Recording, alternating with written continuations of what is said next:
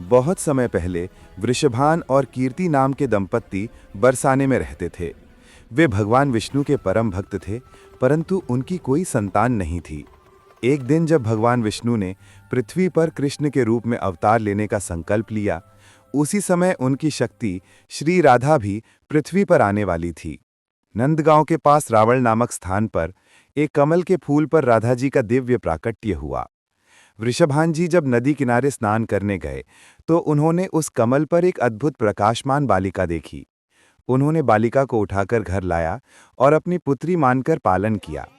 कहा जाता है कि राधा जी ने जन्म से ही आंखें नहीं खोली थी, क्योंकि वे केवल अपने प्रिय कृष्ण के दर्शन के लिए आंखें खोलना चाहती थी।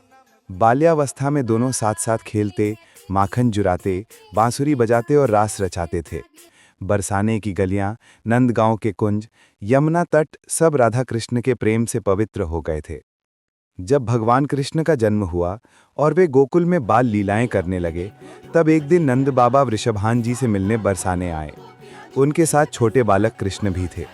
जैसे ही कृष्ण राधा के पास आए, राधा जी ने पहली बार अपनी आंखें खोली। कहा जाता है उसी क्षण से राधा और कृष्ण का प्रेम अनंत और शाश्वत हो गया। जब गोपियां कृष्ण की बांसुरी की धुन सुनती तो सब कुछ भूल जाती, परंतु कृष्ण का मन केवल राधा में ही रमता था। रासलीला में भले अनेक गोपियां थीं, लेकिन हर गोपी को यह अनुभव होता था कि कृष्ण केवल उसके साथ नृत्य कर रहे हैं। यह प्रेम सांसारिक नहीं था, यह था आत्मिक मिलन, जहां आत्मा यानी राधा और परमात्मा यानी कृष्ण एक हो जाते हैं। कृष्ण ने कभी राधा से विवाह नहीं किया, क्योंकि उनका प्रेम विवाह की सीमाओं से परे था। उनका प्रेम त्याग, समर्पण और भक्ति का सर्वोच्च उदाहरण था। एक दिन कंस के अत्याचार को समाप्त करने के लिए कृष्ण को मथुरा जाना पड़ा। विदाई का वह क्षण बहुत भावुक था। राधा की आंखों से आंसू बहते रहे, पर उन्होंने कृष्ण को रोकने की कोशिश नहीं की। कृष्ण ने राधा से कहा, राधे, हमारा मिलन शरीर से नहीं, आत्मा से है। मैं जहां भी रहूं, तुम सदा मेरे साथ रहोगी।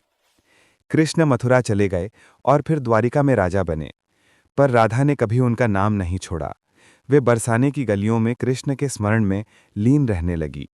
वर्षों बीत गए। राधा अब द्वारिक पहुंची, जहां कृष्ण राजा बन चुके थे।